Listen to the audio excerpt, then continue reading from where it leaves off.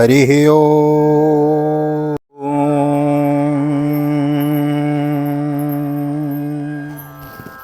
जय श्री राधे, जय श्री कृष्ण। आप सभी को हृदय से प्यार भरी राधे राधे। और कैसे हैं आप? I hope you are absolutely fine. आप सब कुशल मंगल होंगे और भगवान की भक्ति में लीन होंगे। मैं राधेश्याम वशिष्ठ नित्य की भांति आपको ले चलता हूँ आज की पावन कथा प्रसंग में, जिसके अंतर्गत श्रीमद् भागवत के दशम स्कंद के पूर्वार्ध के चतुर्त्रिंशो अध्याय 34वें अध्याय में आज हम प्रवेश करेंगे। सुदर्शन और शंखचूड़ का उद्धार, यह कथा विस्तार पूर्वक श्रवण करेंगे। नए आए हैं प्लीज़ चैनल को सब्सक्राइब कर लीजिए, बेल आइकन को प्रेस कर दीजिए। आइए मेरे साथ गोविंद नाम गुनगुनाइए। श्री कृष्ण गोविंद हरे मुरारी, हे नाथ नारायण वासुदेव।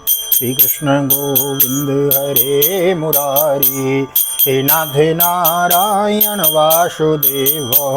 हे नाथ नारायण वासुदेव, हे नाथ नारायण वासुदेव। श्री कृष्ण गोविंद हरे मुरारी, हे नाथ नारायण वासुदेव। नारायणं नमस्कृत्य नरं चैव नरोत्तमं देवीं सरस्वतीं व्यासं ततो जयमुदीरयेत्। कृष्णाय वासुदेवाय हरये परमात्मने प्रणतः क्लेशनाशाय गोविन्दाय नमो नमः। ओं नमो भगवते वासुदेवाय। श्रीमद्भागवत महापुराणं दशमस्कन्धः अथ चतुर्दशोऽध्यायः। श्रीशुक उवाच।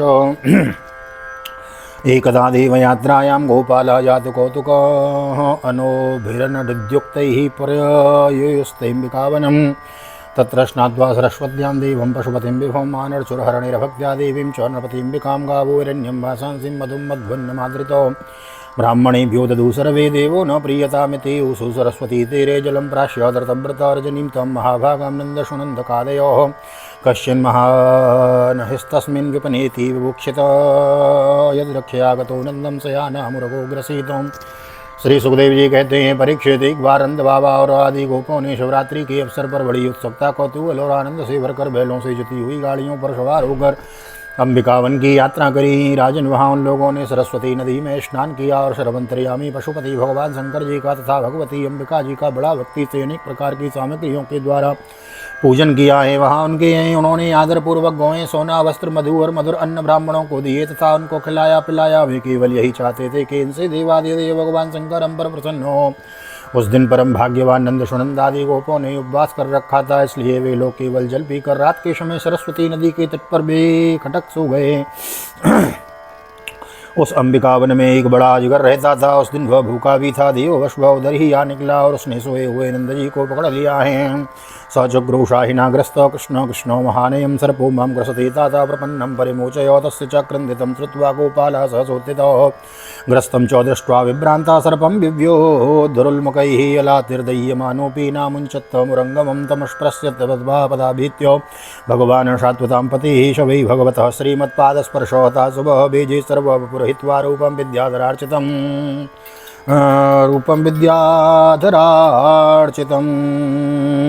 ओम सचुक्रोशाहिनाग्रस्त कृष्ण कृष्णो महानयं सर्पो मां ग्रसते तात प्रपन्नं परिमोचयो। तस्य चाक्रन्दितं श्रुत्वा गोपालः सहसोत्थितः। ग्रस्तं च दृष्ट्वा विभ्रान्तः सर्पं बिभ्युद्दुरुल्मुखैः अलातिर्दह्यमानोऽपि नामुञ्चत्तमुरङ्गमं तमस्पृश्यत् पदाभ्येत्य। भगवान् शाश्वतां पतिः स वै भगवतः श्रीमत्पादस्पर्शो तासुभीजे सर्वपुरहित्वा रूपं विद्याधरार्चितम्। अजगर के पकड़ लेने पर नंदराय जी चिल्लाने लगे। अजगर के पकड़ने पर नंदराय जी चिल्लाने लगे, दौड़ो दौड़ो कृष्ण दौड़ो, देखो बेटा अजगर मुझे निकल रहा है, मैं तुम्हारी शरण में हूँ, जल्दी मुझे इस संकट से बचाओ। नंद बाबा का चिल्लाना सुनकर सबके सब गोप एकाएक उठ खड़े हुए और उन्हें अजगर के मुंह में देखकर घबरा गए।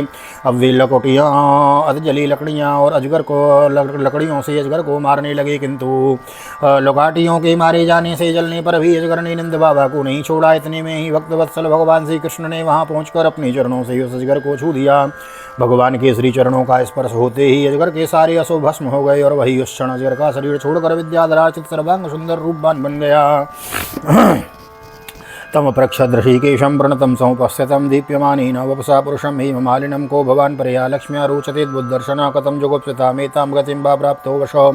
उस पुरुष के शरीर से दिव्य ज्योति निकल रही थी। वह सोने के हार पहने हुए था। जब वह प्रणाम करने के बाद हाथ जोड़कर भगवान के सामने खड़ा हो गया तब उन्होंने उससे पूछा, तुम कौन हो?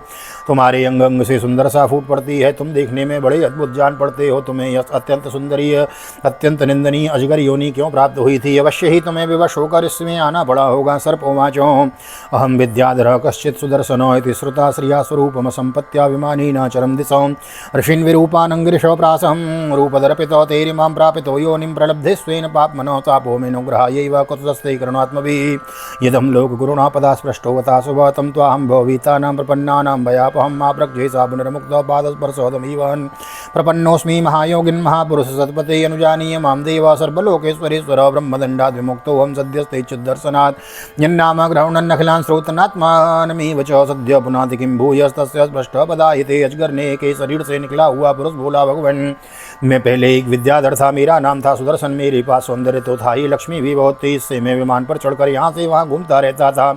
एक दिन मैंने अंगिरा गोत्र के कुरूप ऋषियों को देखा। अपने सौंदर्य के घमंड में मैंने उनकी हंसी उड़ाई। से मेरे अपराध से कुपित होकर उन लोगों ने मुझे अजगर योनि में जाने का साथ दे दिया। यह मेरे पापों का ही फल था। उन कृपालु ऋषियों ने अनुग्रह के लिए ही मुझे साथ दिया था, क्योंकि यह उसी का प्रभाव है कि आज चराचर के गुरु स्वयं आपने अपने चरण कमलों से मेरा स्पर्श किया है। इससे मेरे सारे अशुभ नष्ट हो गए। समस्त पापों का नाश करने वाले प्रभु, जो लोग जन्म मृत्यु रूप संसार से भयभीत होकर आपके चरणों की शरण ग्रहण करते हैं, उन्हें आप समस्त भयों से मुक्त कर देते हैं। अब मैं आपके श्री चरणों के स्पर्श से साप से छूट गया हूँ और अपने लोकों में जाने की अनुमति चाहता हूँ। भक्त वत्सल महायोगेश्वर पुरुषोत्तम श्री, मैं आपकी शरण में हूँ। इंद्रादि समस्त लोकेश्वरों के परमेश्वर स्वयं प्रकाश परमात्मा, मुझे आज्ञा दीजिए। अपने स्वरूप में नित्य निरंतर एक रस रहने वाले अच्युत, आपके दर्शन मात्र से मैं ब्राह्मणों के साप से मुक्त हो गया। यह कोई आश्चर्य की बात नहीं है, क्योंकि जो पुरुष आपके नामों का उच्चारण करता है वह अपने आप को और समस्त श्रोताओं को भी तुरंत पवित्र कर देता है।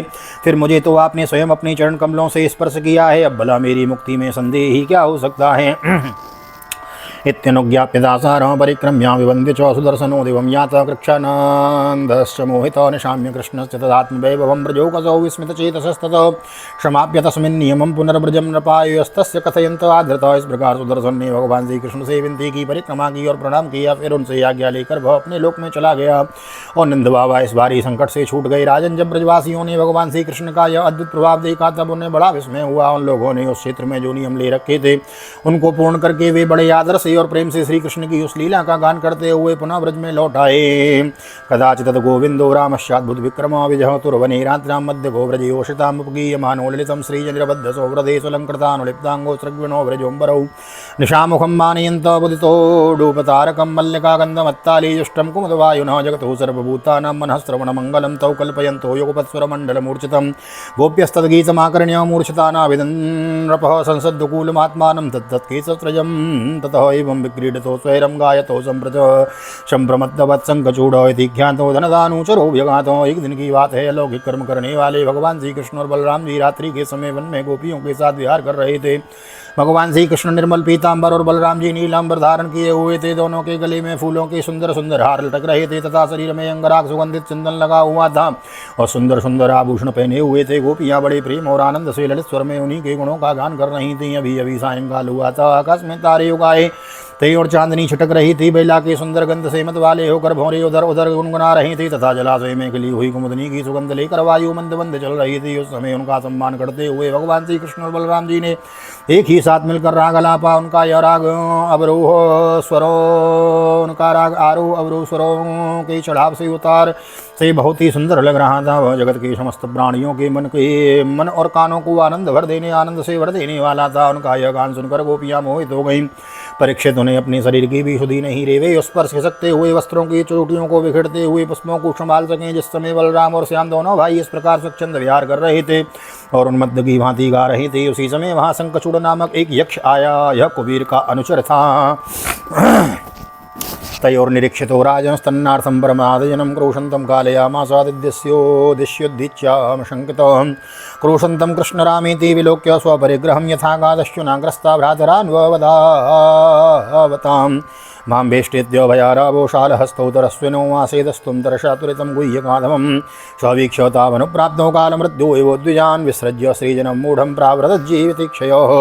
परीक्षित दोनों भाइयों के देखते देखते वह उन गोपियों को लेकर बेकटक के उत्तर की ओर भाग चला, जिनके एकमात्र स्वामी भगवान श्री कृष्ण ही हैं। वे गोपियां उस समय रो रो कर चिल्लाने लगी। उन दोनों भाइयों ने देखा कि जैसे कोई डाकू गोहों को लूट ले जाए, वैसे ही यह शिष्य हमारी प्रेयसी को लिए जा रहा है और वे हा कृष्ण हा राम पुकार रही हैं, रो पीट रही हैं। उसी समय दोनों भाई उसकी ओर दौड़ पड़े। डरो मत, इस प्रकार अभयवाणी कहते हुए हाथ में शाल का वृक्ष लेकर बड़े वेग से क्षण भर में ही उन नीच यक्ष के पास पहुंच गए। यक्ष ने देखा कि काल और मृत्यु के समान ये दोनों भाई मेरे पास आ पहुंचे हैं।